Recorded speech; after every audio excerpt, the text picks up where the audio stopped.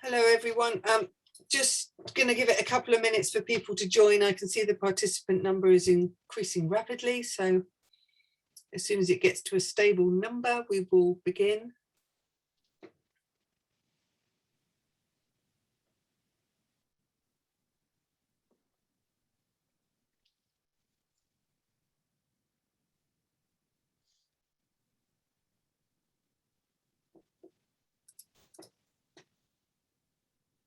And apologies for the wrong date on the front of the presentation. It is actually the 7th today, not the 8th. That was my fault. So you haven't lost a day.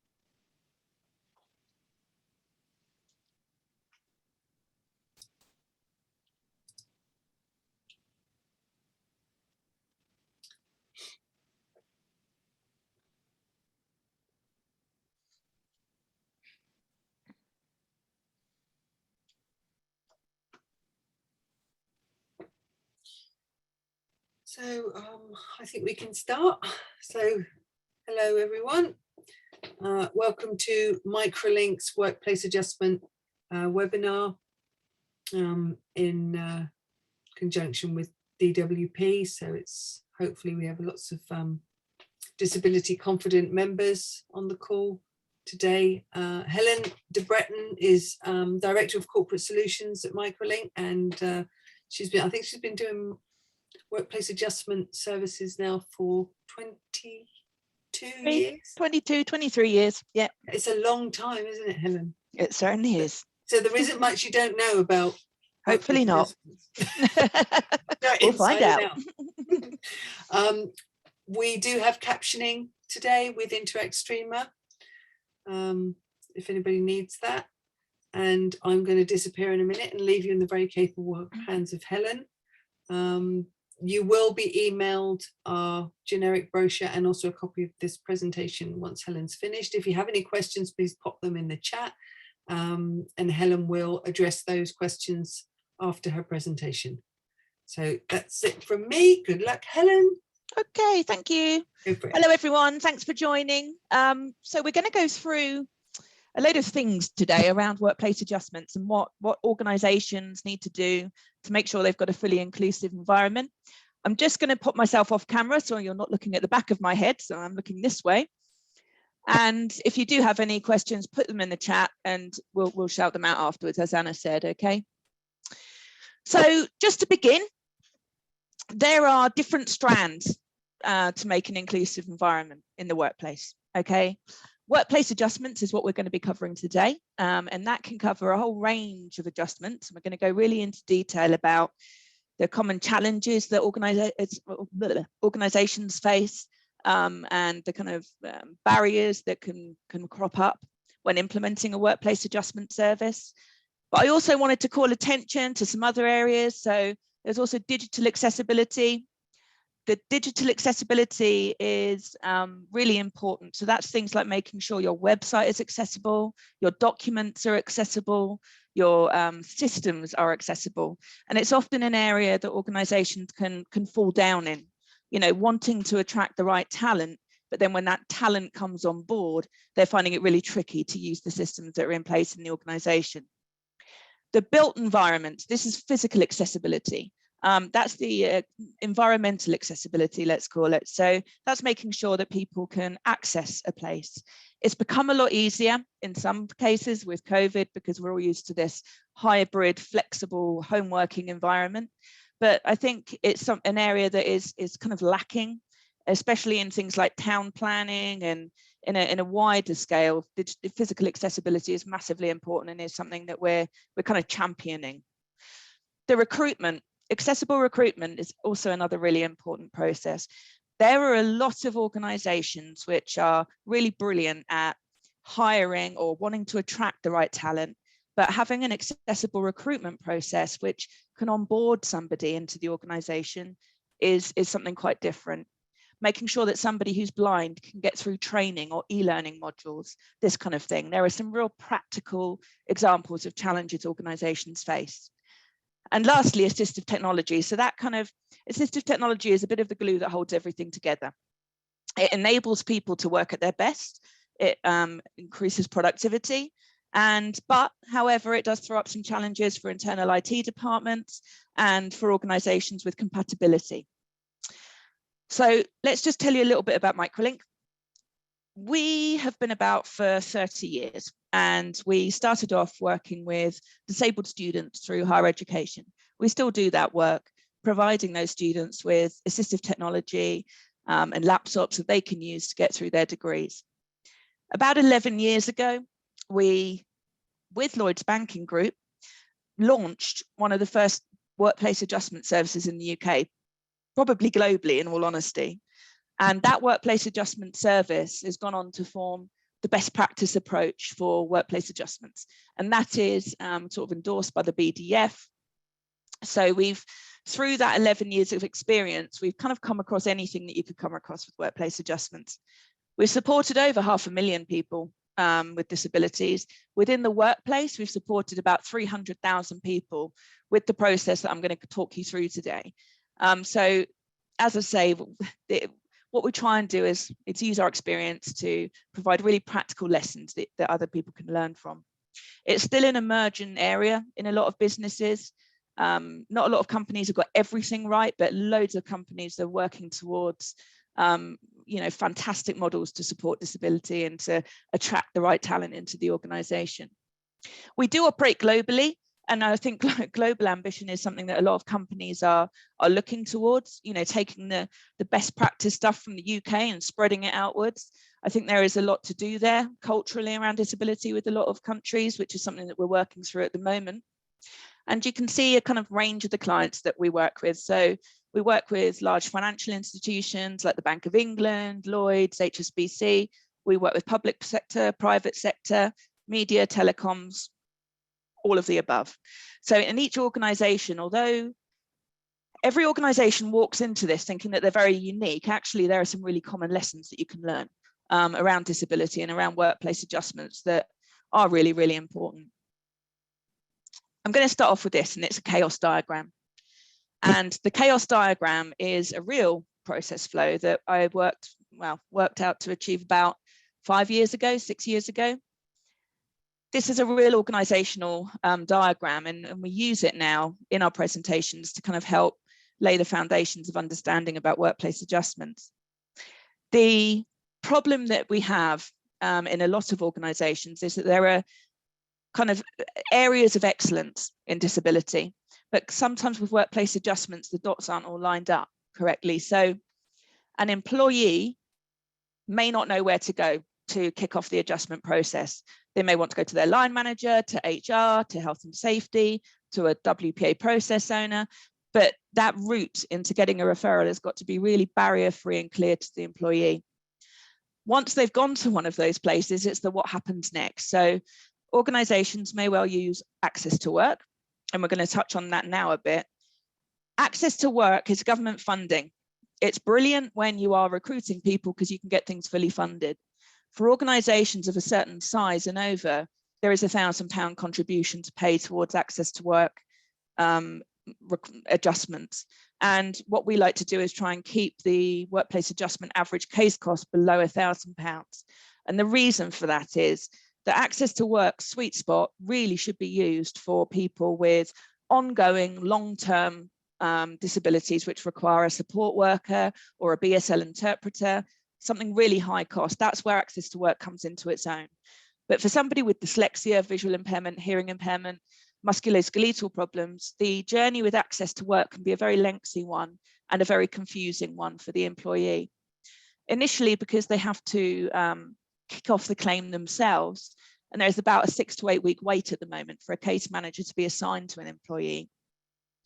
And then what can happen is, and this is where most organizations feel the pain, is that the access to work assessor won't know what is compatible with the company. So they may well assess the individual for things that the company can't support, whether that's for security reasons or for compatibility reasons. And it can also create a problem because it's, again, what happens next. After that assessment has taken place, companies have real difficulty procuring technology. The IT department haven't really met or understood assistive technology before. the health and safety and facilities people maybe not tied up in that process properly. So it's left to the employee to navigate that maze of trying to find people that can take ownership of their case. And although line managers are brilliant, line managers often don't have the time or the understanding to help the employee to implement adjustments, where it's such a specialized area. So the kind of employee does tend to go on a 3 to 6 months journey to kind of get the assessments and the recommendations basically installed and working.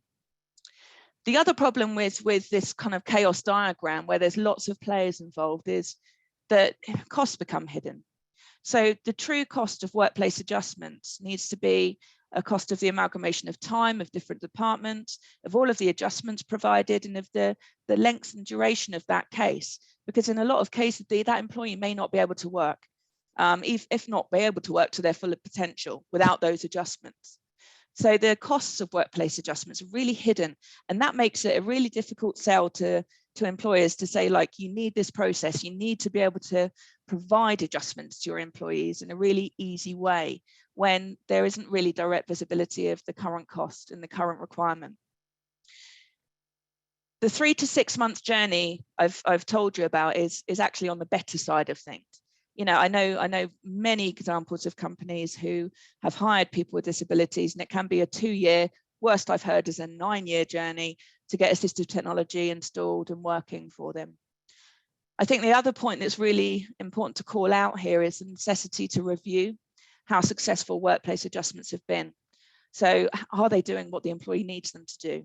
You know, is there anything else they need to support them in the workplace? It's really critical to get that data from them. And the reason is because you'll start to get a return on investment. So you should see a decrease in absence. You should see an increase in productivity through the adjustments provided.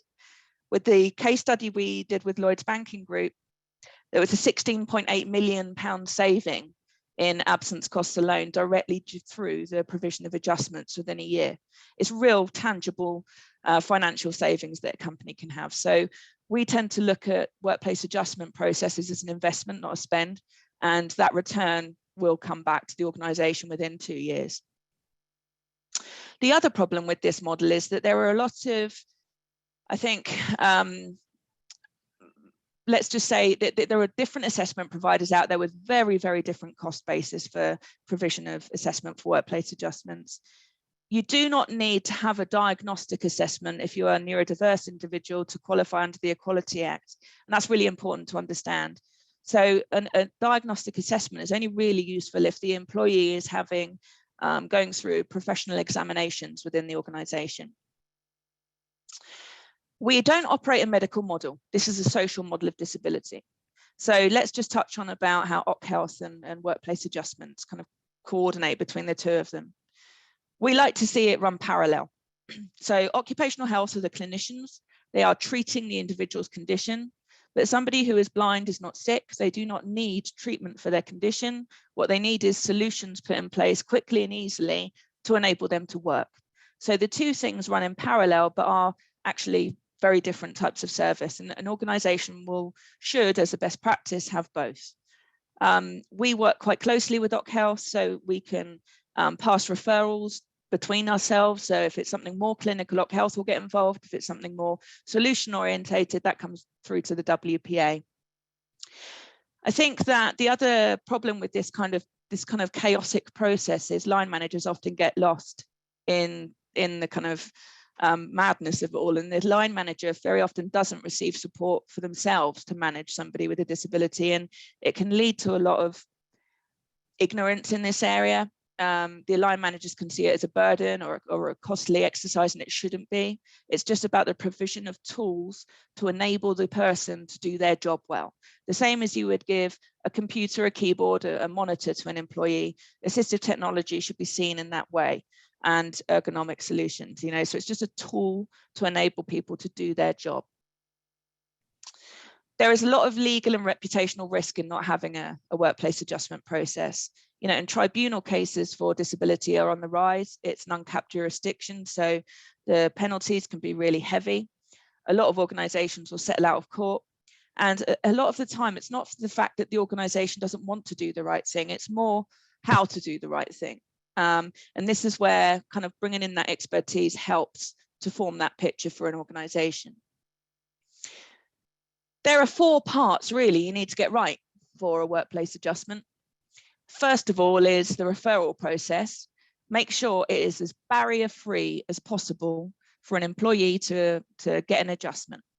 If the employee does need to go through a line manager to get an adjustment, make sure there is an alternative way. And the reason for that is, although we like to think that all line managers are absolutely wonderful and brilliant, there can be a breakdown in the relationship, which can come through a misunderstanding of the disability, both from the line manager and the employee's point of view. So if you do have a gatekeeper in the way of the process, make sure there is another way around it for the employee to enable them to get the right support, as easily and as quickly as possible. I'm going to talk to you about the practical side of the process in a minute, but these 4 areas are really important. The identification, this is the assessment, or not, as the case may be. If a blind person is recruited into the organisation, they often know, especially if they've been blind since a young age or birth, exactly what kind of technology works for them and what they need. And it's not often, you don't need to go through a lengthy assessment process for that individual if they are comfortable and know what they need. So you can have that as a fast track adjustment with an expert who understands the process, and I'll go through that shortly. The supply of goods, that needs to come from a centralized, controlled catalogue of products. So when we onboard a client, we provide them with a catalogue of products. There's about 400 items on that catalogue, which will suit any kind of disability within the workplace. And that catalogue is made up from assistive technologies, ergonomic aids, but also services. And the kind of services I'm talking about is training, disability awareness, co-coaching strategies where both the line manager and the employees sit down together with an expert that works out really good and practical ways for that employee to conduct and handle their work from both angles, the line manager and the employee. We also have services like working with cancer, neurological support for people with acquired brain injury or any cognitive problems. So there is a massive service element as well as a product element. We're not just going to focus on technology here, but often, ironically, it's the technology that causes the most problems for organizations. That's where it comes a bit unstuck often. Having a catalogue of products agreed with an organization means that the assessors will only choose from that catalogue. And that means that your IT teams can get ahead of the way and they know what's compatible within the organization. So when we're working with the IT guys, we help them with licensing and version control. So if somebody needs text help, read and write, Claro, Dragon, JAWS, there's only about 5 or 6 packages that IT need to get through governance. But if they do that ahead of time, you're going to mitigate the problems through the process and speed things up for the individual. It can take a long time to get that done. So having that supply catalogue of really clear adjustments, it makes the whole thing much easier for everybody. It also means it's transparent with pricing, it's transparent with the kind of recommendations for the line manager. It enables a much more streamlined process. And finally, you've got implementation. Now, I've often see this as the area that kind of gets a bit left. So an employee may get an assessment, let's say with a hearing impairment, and there's a lot of technology recommended for them. But then unless they get help setting it up and installing it and making sure they can use it, it's not worth anything. So using the equipment and understanding how to implement that is really important. A workplace adjustment goes through many, many stakeholders. So let's just say Dave in the top corner. Dave, unfortunately, has multiple conditions, which is often the case. 30 to 40% of people that come through a process will have more than one condition. And Dave, if he's got dyslexia and let's say arthritis, Dave's going to need to have an assessment that covers both the ergonomics and the assistive software side of things, and also the training and support behind that. That means that Dave probably needs to coordinate with IT, with health and safety for the chair, perhaps facilities for raising or lowering desks.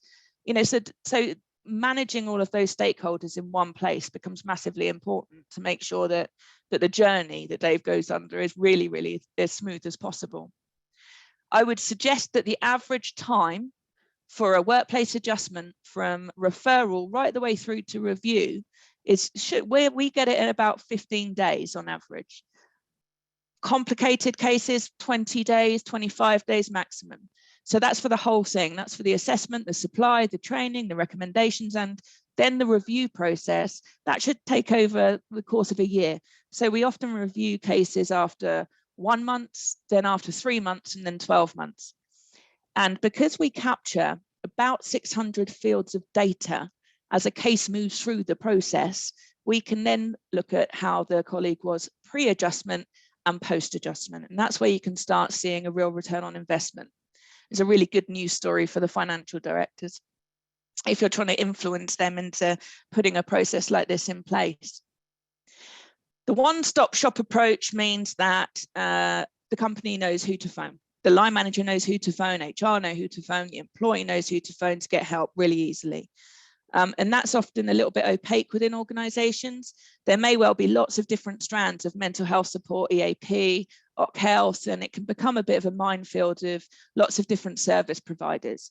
And it's best if a company can look at that under an overall kind of umbrella of well-being, but for disability have a very clear way for somebody to request and get assessed and get provided adjustments.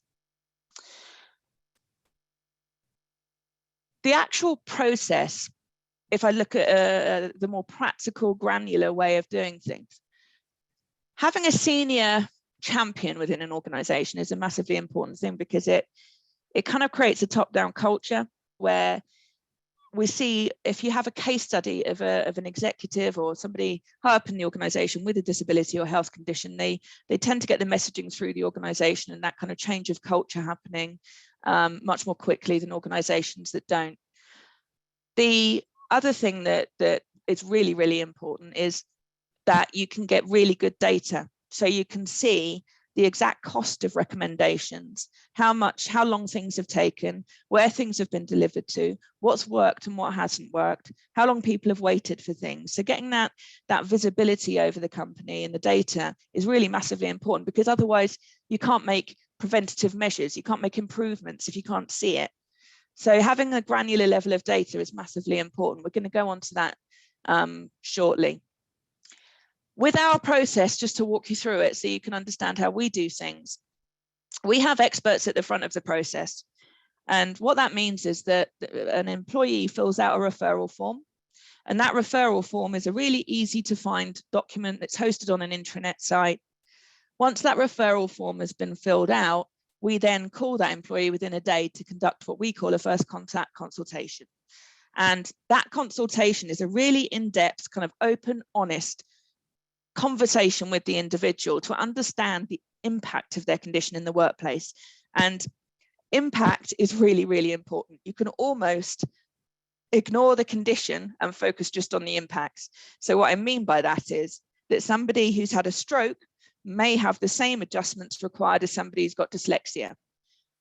What we mean by task level impact is, can the employee listen on the phone while taking notes? Can the employee access meetings? Can the employee are they sitting comfortably? It's these kind of task level practical questions that we ask during that consultation that informs the next steps.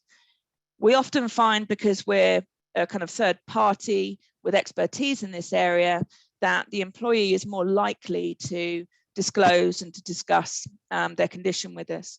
And sometimes what the condition that the employee refers into us is not actually what's causing the most impact in the workplace. You know, people can manage their conditions extremely well and have coping strategies built up. We often find that mental health and pain very closely linked. I think that back pain, for anybody who's had a slip disc or, you know, really chronic back pain, you know how bad it can be and how much it can bring you down during the workplace. And it's important to tackle all of those issues and look at the person as a whole, and really kind of dig into what's causing those barriers in the workplace. Once we've had that conversation, we put the phone down and then have a similar conversation with the line manager.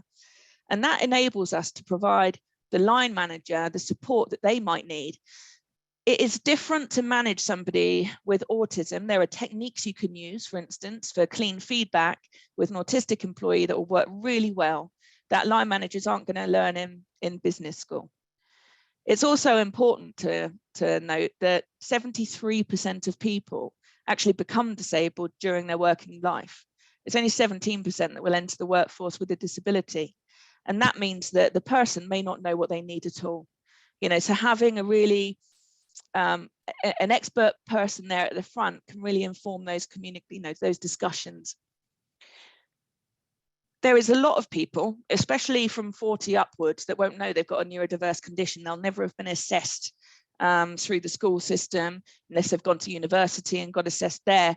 They may well have just been struggling throughout their whole life. And we often see that leading into performance management issues. So somebody will go down this performance management process without really realizing what's happening, without trying adjustments in the first place.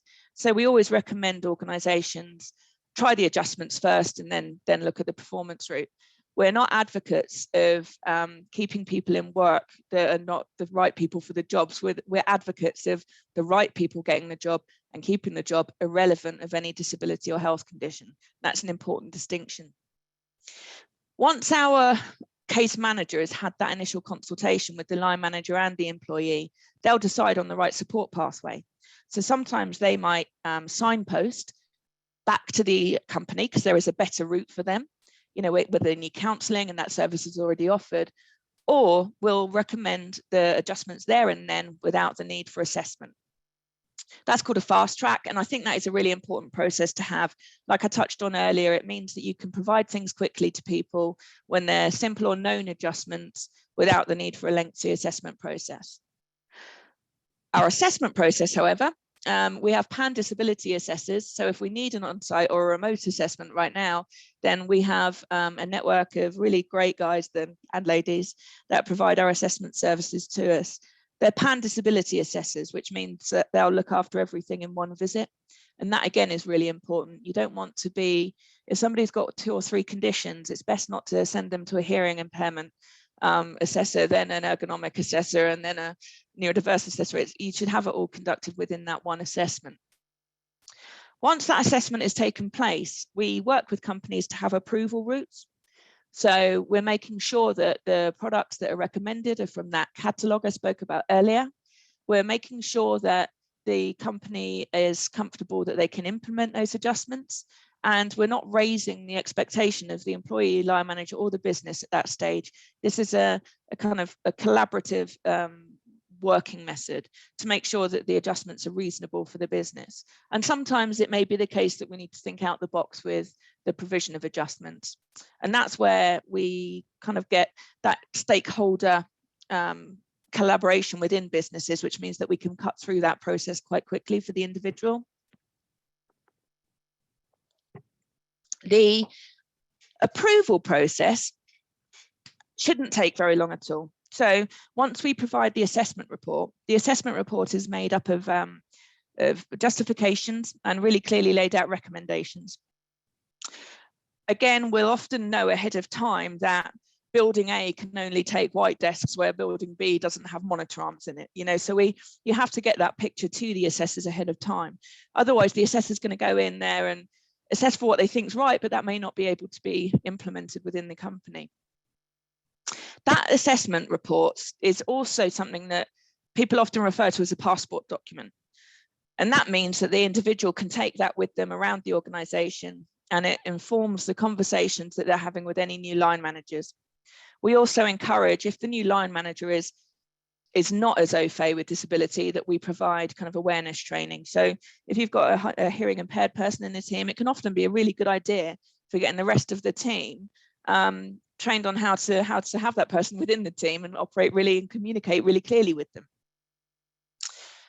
After we have provided an assessment report, we actually then have another consultation and we discuss it with the employee and the line manager again. And that's the start of the implementation process. So that's us saying, well, these adjustments are going to take this long to put in place. This is when they're coming to you, and this is the process for installation that we're going to undertake. That implementation, again, as I touched on earlier, massively important. If they're not implemented correctly, they're not going to be of any use to anyone. After that, then we've got the review phase, which we tailor those surveys around the organisation that we're working with. All of this results in a lot of management information. Management information is something that you can start to understand the picture of disability and health conditions within your organization. These figures that we create were surveyed from 16,000 people a few years ago. So we looked at the average absence taken for each individual, and we looked at the cost of their salary, and we worked out exactly how much the FTE equivalent loss of productivity would be. And it can often open some eyes in the business to, hang on a minute, this is actually costing us a lot of money. So as you can see here, back condition is always ranked as one of the highest sort of drivers for absence within an organization. And back condition covers such a massive range of problems. You know, and it can be anything from pain and discomfort caused by the workstation, which is more of a, what we would call a DSE type of assessment, into kind of injury and, you know, surgery and that kind of thing. So 965 people, they took a total of 30,000 days off sick, over 30,000. Whereas if you look at some of the other cases, the spend is nearly as high. So mental health, you've got 114 people, but that cost of absence is much higher. What we know is that in a company, 20% of people will require an adjustment of some kind over a 4 to 5 year period. And that can be from simple stuff to more complex stuff. Of that 20%, 5% of those people will take condition-related absence. And the average condition-related absence is usually 33 days. 2.5% of people will take condition-related absence of 68 days or more. It can be the conditions can actually be a surprise that causes the absence. So for instance, we were able to see a high level of people with dyslexia taking a lot of absence. And we were able to look at that data and find that actually the cause of that absence was often due to stress through change of job role, change of location, and change of line manager. And that kind of brings it back to that passport concept where change has got to be handled within an organization, especially for people with disabilities, in a different way. You know, to make sure that they are actually invested in that change and that they're consulted through the change. Otherwise, it can be a really difficult time for them. The other type of data that we know about is we can kind of look at an organization and say, okay, if you've got 5,000 people, 10,000 people, you're roughly going to have this many people with sensory impairments, this many people with musculoskeletal impairments, this many people with neurodiverse impairments. And that data has kind of stood the test of time. So we're pretty confident in what we're saying there now. It helps organizations to put a more practical picture of disability around their workforce, and it can help with decision making. With the preventative measures that we're able to look at, we can highlight trends or hotspots among that data. So if you see a certain area or location, a lot of people coming forward with certain types of issues or certain complaints, we can get ahead of the game and start maybe preventing those problems by looking at the existing equipment that's there in situ, or figuring out exactly what's different about that area. So it's about turning things around to being more proactive than reactive a lot of the time with this data. Home working and the new normal workspace is something that we're speaking a lot about at the moment. We're not sure when COVID is going to be disappearing anytime soon, and most organizations have adopted a hybrid way of working, which can result in people needing adjustments both at home and the workplace. A lot of times adjustments can be mobile, but in some cases and with some disabilities, it's just simply not possible. So open communications need to take place between the organization and the individual to make sure they're given the same choices that everyone else is with flexible working and hybrid working patterns. We're seeing that organizations are creating collaborative spaces that employees can work in an inclusive way. So they're setting up height adjustable desks and technology on stations that people can come in and use. And I think that's a really good way around that kind of problem. We don't want to see disabled people without any choice, that they're either having to work at home or having to work in the office. It's true to say that working at home has been a blessing for a lot of people, but it's also been a curse for a lot of people as well, especially with mental well-being. And we've seen people working from ironing boards, off of dining room floors, you know, you name it, and it's not it is going to affect their MSK, their musculoskeletal issues in the long term. So we are expecting across the board a rise in musculoskeletal issues off the back of COVID. So as much as it's been an advantage that maybe somebody who's wheelchair bound, their house is better set up for them, actually somebody with a neurodiverse condition maybe isn't working so well without people around them, you know, and working with video conferencing and video platforms can be quite an adjustment to somebody with autism, say, who may not want to be on screen. So I think the main thing about hybrid working is this collaborative approach and making sure that people are involved in the choices there for the organization. I also think that line manager support and training is an area that is often lacking around disability.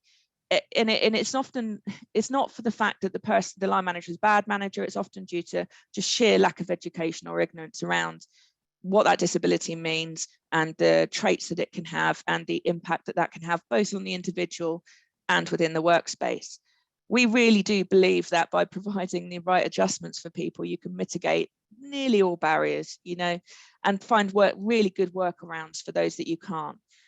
There's only been a handful of cases over the years where we've had to really think out the box and look at redeployment as an option for the employee. But again, there does have to be a process there in place within the organization to enable that. I think that the adjustment passport is a good concept. A lot of organizations are getting that and putting it in place. But really, again, it needs to be the people at the center of it. This has got to be a person-centric process. And also disclosure within organizations is very, very varied. And some organizations with the best disclosure rates, they're organizations that have spent a long, long time communicating effectively about disability and really joining schemes like Disability Confident, putting that on your website, really advertising that you're doing the right thing, you're moving in the right direction with disability.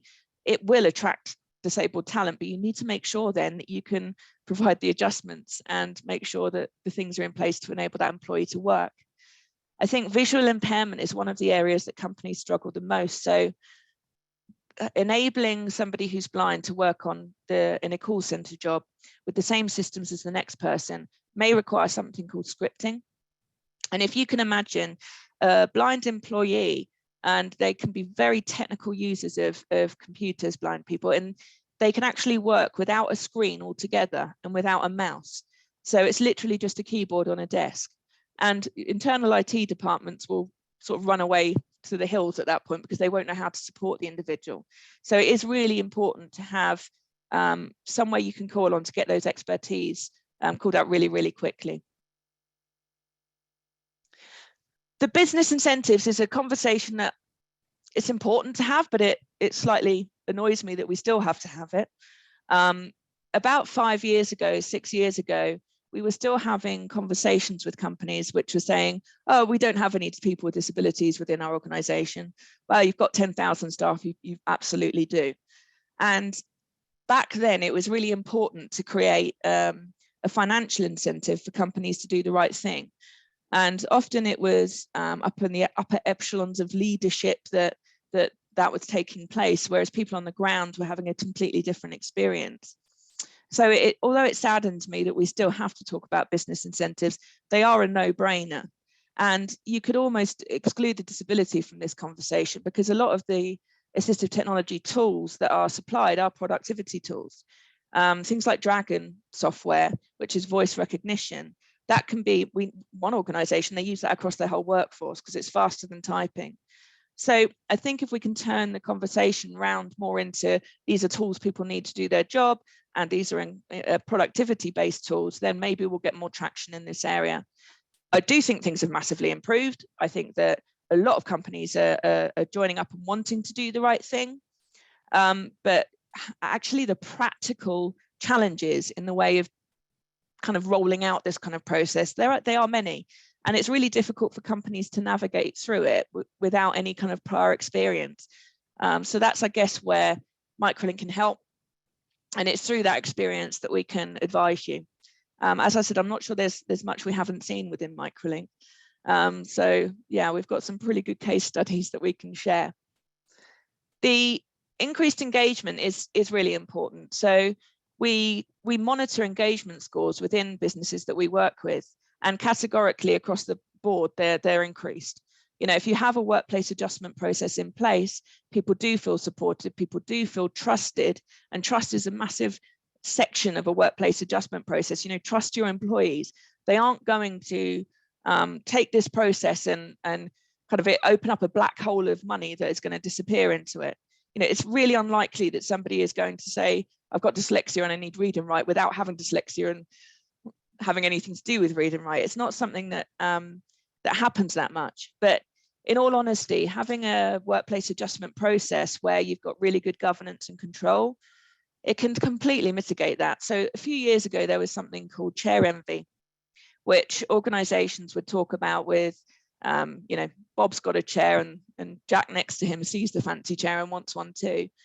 I'd probably say that that's down to bad assessment practices more than the individual's fault, because if you've got good governance and control in that, you know, you shouldn't have people being able to enter the process and get very far who don't have a real need for that equipment. We only supply chairs to about 24% of people that come through cases. There are lots of different adjustments that can be made, and often people aren't sitting on them right in the first place. So you could give somebody a £500 or £1,000 chair. It doesn't mean they're going to sit on it correctly. Same with sit-stand desks. It's not going to mitigate pain and problems just by itself, because they may not use it correctly. They can still be stood slouching and leaning in the wrong direction. So I think education about how to use this stuff is really, really important. We are seeing a move towards more self-educated approaches. So with some products which will remind the employee how they're standing, how they're sitting, regular breaks and all of these good practices. And we are starting to see a lot of apps and technologies that are coming out and helping in that area. But as I say, you know, just having the expensive product or an expensive product is not necessarily going to mitigate the problems unless the person uses it correctly. The legal compliance and the increased efficiency are kind of no-brainers as well. You know, this is something that, although it's the right thing to do, it's also, you know, there is an obligation to do it, especially with the accessibility side within the public sector. Accessibility had new legislation put in place a couple of years ago, which means all of your legacy systems and documents have got to be accessible, as well as the current platforms that you're using, with full accessibility statements alongside them. And I think that's been a real, it's difficult for companies. It's a massive task to undertake. It's another area we help with remediation of documents, because companies can have thousands of documents which aren't accessible, which they kind of need to be made accessible for everybody within the workplace. So that legal compliance, and I think that's going to move into the private sector shortly as well. So these public sector legislations that are going to come out will be seen in large companies, because they're the right thing to do, you know, making these things accessible. And I believe that's it. So I'm going to stop sharing my screen and see if we've got any questions. I haven't been able to see any of you, so I'm unsure if we do or not. Not that I've seen any at the moment, but oh, that's kind. That means that it's all been wonderful. Oh, hang on, there is one. Alex Fuller. What is the new legal requirement? It's if you look up on the internet, EU accessibility. I know we're not in the EU anymore. Legislation, you'll find it. It's on the government's website. So, and that's for public sector in particular. I can post some links out after this. So, as well as sending out the presentation and the kind of documentation, we can put some links in there for you if you're interested in having a look at it. It's quite comprehensive. It takes the kind of WCAG stuff and then multiplies it. No, this is going to be, they've set up a UK task force to actually administer this and police it. So we'll send some information out when we're sending the packs out, if that's okay, Alex, and we'll get that to you and you can have a really good read. Yep. So any other questions from anyone? If not, I'm just going to assume that it was a fantastic presentation and nobody's got any questions because everything was covered. Your presentations are always fantastic, Helen. Either that or everyone's gone to sleep, and you never know. Yeah, I mean, we can plug the webinar for next week, which is on the 14th, again at 2 o'clock. Helen's doing an open clinic, which is where basically anyone who's got any questions or any problems or anything that needs a solution, brainstorming, you can pick Helen's brains directly, and that's a link that we'll send out to you all along with the pack. So yeah, that's next week, next Tuesday at 2 o'clock. So if there's nothing else and we're done, then I'm quite happy to wrap up and go and make myself a coffee. That's good because my voice is going. You've been talking non-stop for 45 minutes. You did very well. Okay, so All right, that's thanks it then. everyone. All right. Anyway, so hope to see you next Tuesday, 2 o'clock. We'll send out the registration. And then what's the next one on, Anna? What's the next? Oh, the following one in January, because we're not. Yeah, I think the next promotion will be mid-January. That's going to be on accessible recruitment with Tracy Abbott. So yeah, we're going to be having the same setup again. A webinar on accessible recruitment, and then a clinic the following week. So that look out for that. That will be sometime towards the end of January when DWP release the next newsletter. So thank you for reminding me to mention that, Helen. No problem. All right, thanks everyone. Any questions? And obviously we're always here to pick up the phone or send an email to. Yep, absolutely. Thank you. Thank you. Bye-bye, everyone. Bye.